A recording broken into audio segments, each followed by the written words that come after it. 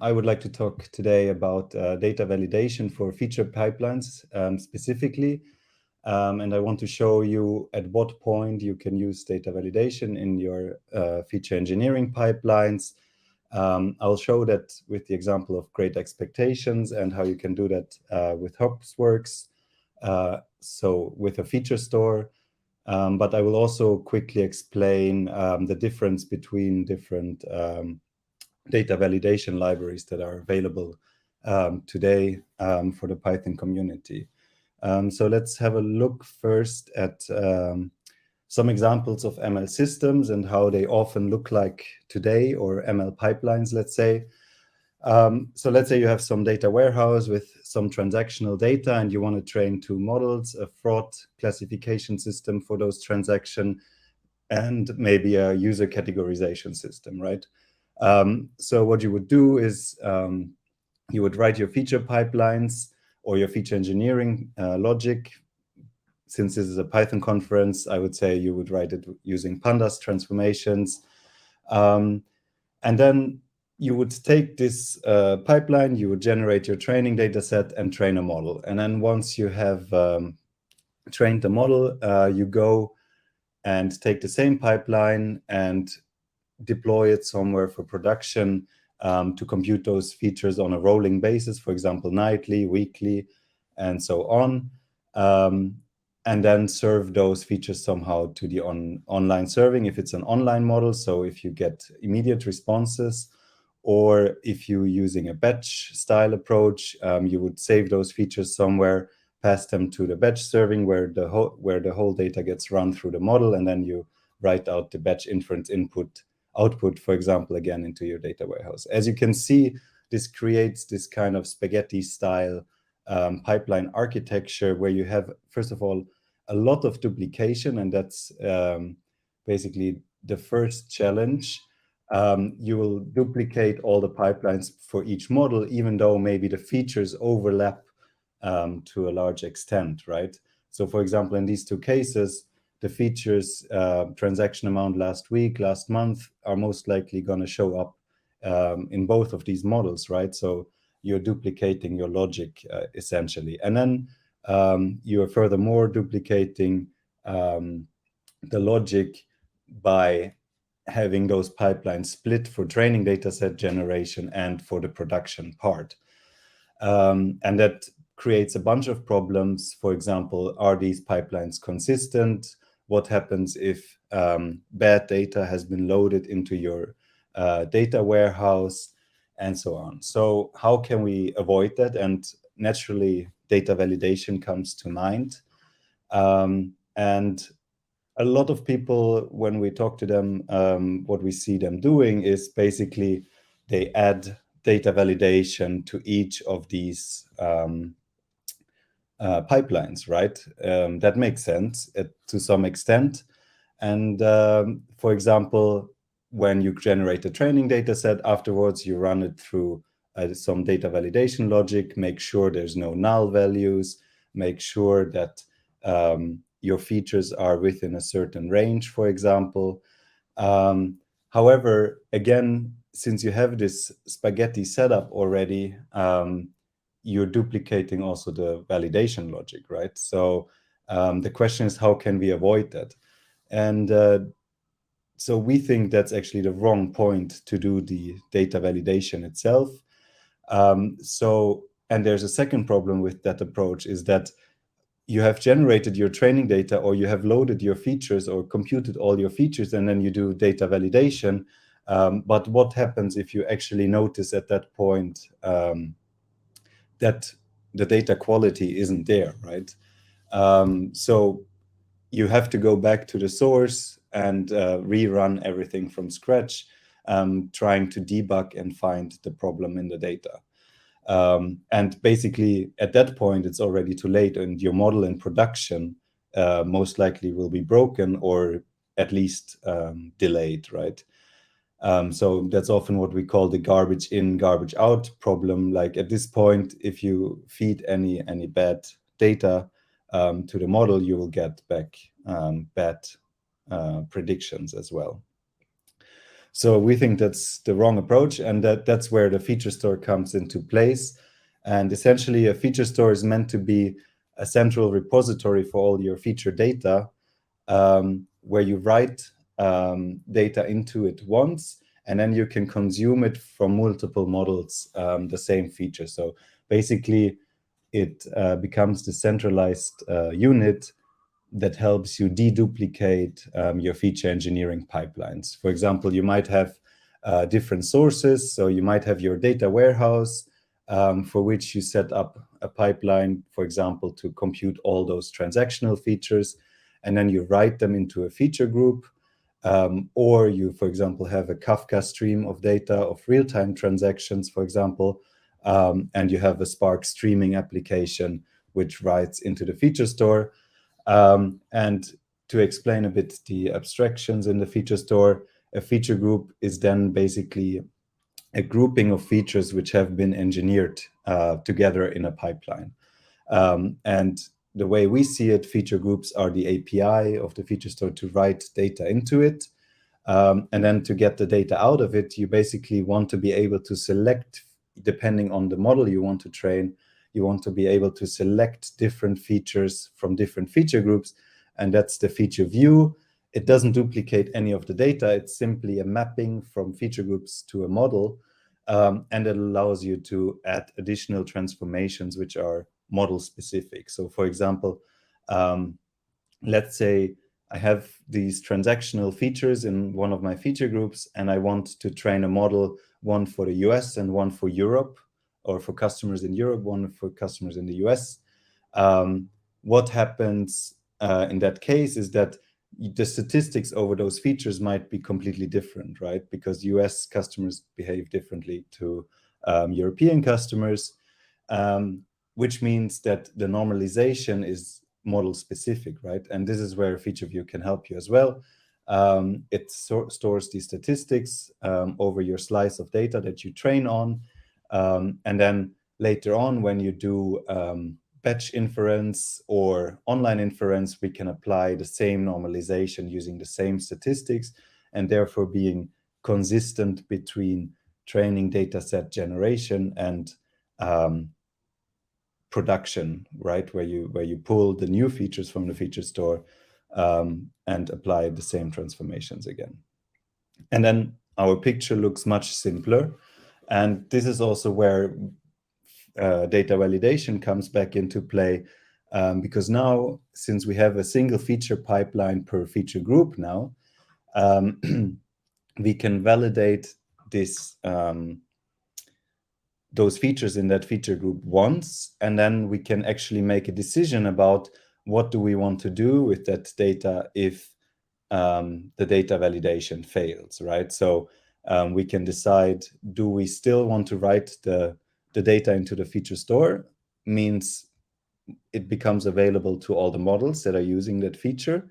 However, we can raise an alert or notify an engineer. But at the same time, you could also say like, okay, stop. I don't want to write this data into the feature store. It's better to use the features from last night for my predictions than doing a prediction on bad quality data, or basically leading to a model failure because you might have a null value somewhere and your model can't handle that, right? So yeah, and then you have the feature views, which contain all the model-specific transformations. And from the feature view, it's basically the API where you read from. So you use the feature view to generate the training data sets, and the models pull features from the feature view while serving or in production. And basically the feature groups, since this feature pipeline will run periodically for, like I said, nightly or weekly or as a streaming pipeline, the data within the feature store will be continuously evolving. So it's kind of mutable. Every time the model pulls the data from the feature view, you can request the data from a certain time slice. So for example, give me the data that has arrived within the last day, or the features that have been updated within the last day, and so on. So let's take a closer look at how we can put data validation there. So when we started out, we were wondering what's available in the Python community, which libraries, and what are their advantages, and especially what are they supposed to do and what are they not doing, right? Because oftentimes, that's not clear from the beginning. When you talk to people, there's often, three libraries come up. The first one is Pydantic. When we took a closer look at it, basically what we saw is that it's actually more like a parsing library, or that does data validation, but it's very specific to classes, right? To Python classes, and it uses Python type annotations to do that. And that doesn't really fit the use case of data engineering or feature engineering, because we don't work mostly with data classes itself, objects in the classical sense, but instead we work with data frames, right? Or tables, if you want to see it like that. And if you take a closer look into Pydantic, basically it ensures that whatever you initialize your classes with, the data you initialize it with adheres to the type annotations that you gave to that class, right? However, to make this applicable to data frames, and I've put some negative examples where people have been doing that, and actually it turns out to be very lengthy code, a lot of boilerplate code that you have to write, where you basically map rows of data frames to data classes, so that you can use Pydantic to validate all the rows within a data frame. And I think that's the wrong approach. Pydantic is great at what it's doing, but it doesn't apply very well to data frames. And then Pandera is much more what we're looking for, or was much more what we're looking for. It's has an expressive and flexible API. It allows you to implement checks on data frames, and it comes also with built-in checks. So you can apply them right away on data frames. And as they say, they want to do data validation on data frames at runtime. That means when you initialize the data frame, or when you have a data frame and you have a schema, for example, for that data frame, you can validate it using a check against that.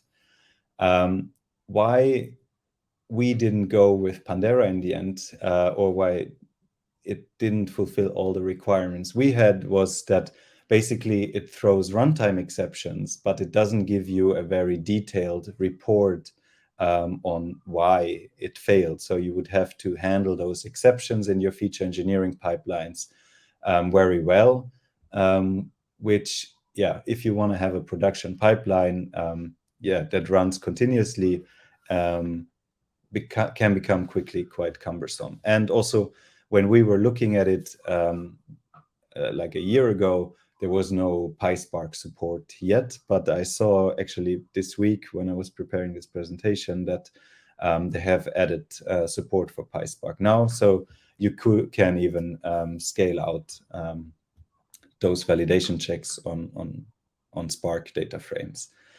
And then last but not least, Great Expectations is also a shared and open source package for data quality.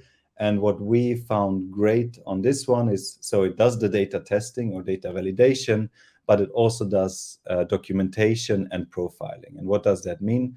Documentation, it gives you a very detailed report about why your data validation failed or why it passed. So you can build a nice monitoring tool around these reports, and give you great insight into the data that has been written every night or every week into your feature store, or has been used to feed to the models. And then also they have nice profiling functionality, which means you give it a data frame, and it will help you to figure out it will help you to figure out which expectations or data quality controls you can actually apply to that data frame. So let's look a bit at the core concepts of great expectations. Let's say you have a data frame, a pandas data frame. As I said, you can use a profiler, and that can actually propose expectations to you. So you run the profiler, and it will propose some expectations that might be useful to perform on that pandas data frame for you. So you don't have to start from scratch every time. That's very helpful. And then basically, once you have the expectations, you put them together into an expectation suite.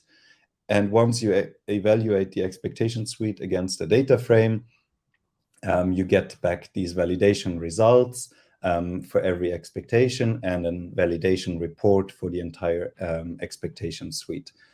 There's a few extra concepts like a data context, which can help you to encapsulate the logic to access certain data stores together with a data source. And you also have the possibility to display those validation reports as data docs, as HTML pages, basically. So if we have great expectations here in our input pipeline to the feature store, based on those reports, we can do two things. First of all, we can raise alerts using the feature store. So we can send an email or a Slack notification or PagerDuty notification to some endpoint. But also we are going to track those validation history, or we can track those validation reports in history so that you can see how your data evolves over time. The Python API is very simple to use it with the feature store, but in general, we try to be compatible with the native Great Expectations APIs. So you import Great Expectations, you define the expectation suites, add your expectations and configure them, and then you simply attach that expectation suite to your feature group.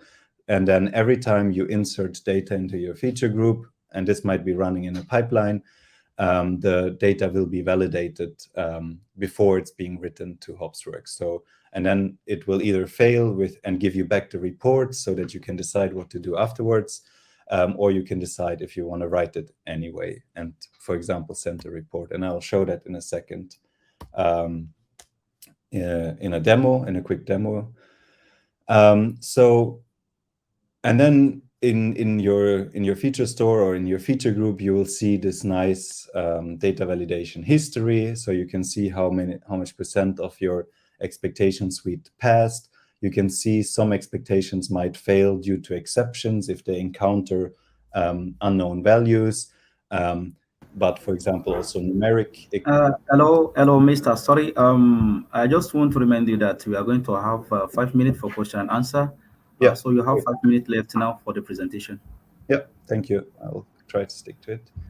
And then, so for example, numeric expectations, you can also see what was the actual observed value. So for example, I want my age feature to be above 18, and this expectation failed because it observed a value 17.7, for example. So then that might help you to figure out which row or which customer it was that actually led to that failure, so that you can investigate quickly where the bug in your feature pipeline might be. And now I want to show this quickly also with some real code. And you can do this also on your own. I have 5 minutes left for the demo, but if you go on tinyurl.com/g-hopsworks, you can run this in a Colab notebook yourself in your own time. It will guide you through the concepts of Great Expectations and how to do data validation on pandas data frames. So you can do it yourself. So in this case, I'm just reading a very simple CSV file. Of course, in a real world scenario, this would come from a data warehouse or from an S3 bucket or something. I'm performing some very simple feature engineering. It's just for the sake of the demo. then you initialize your feature group. And in this case, I'm not attaching an expectation suite yet. I just create the feature group so that the metadata is initialized, and then I want to attach the feature group afterwards. So that's often how it would be done in development, right? You want to first look at the data and then build up your expectation suite and then attach it to the feature group later.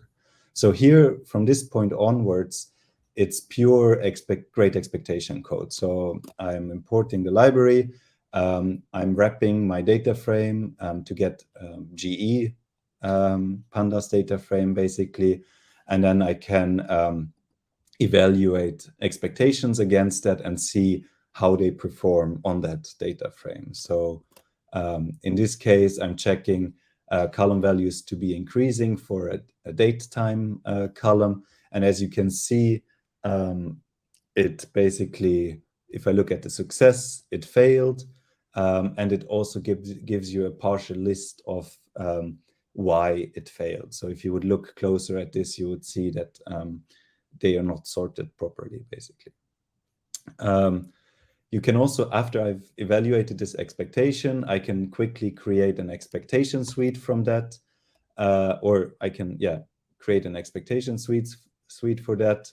I can add the previous expectation from my validation result because I want to keep it. It looked good to me. And then I can build up my expectation suite step by step like that by adding additional expectations. And then in the end, so I have my 7 expectations. I want to run them. So I quickly run them, and then I can look at this full report with all 7 expectations again. And as you can see, it gives you a very, very detailed report. It also gives you the exception why one of the expectations might have failed, and so on. And it also gives you those statistics. So for example, how many have been evaluated, the successful and unsuccessful ones. So, and then I also wanted to quickly show you the profiler because I think it's very helpful. So there's a bunch of different ones. In this case, I take the basic one. I take my data frame and run the profiler against it. And it basically, in the end, it includes 56 expectations. 6 of them failed. And then you can decide, do you want to include them anyway or not? And you can basically inspect them and see, are they helpful? Are they, should I use them or should I not use them? And then once you have your final expectation suite, you simply take your feature group object again and attach or save the expectation suite to that feature group. And in this case, I'm going to say, even if it fails, I want to always ingest the data anyway. And then finally, I want to write all my data into this feature group. And as you can see, when I run this, it evaluated those 7 expectations. And since I said I want to always ingest the data anyway, even if it failed, the data is being uploaded in the end. You can also hello. Hello. Yeah. Sorry. Can you hear me? Yeah, I can hear you. I just want to let you know that we have 5 minutes left. Would you like to take any questions from the audience?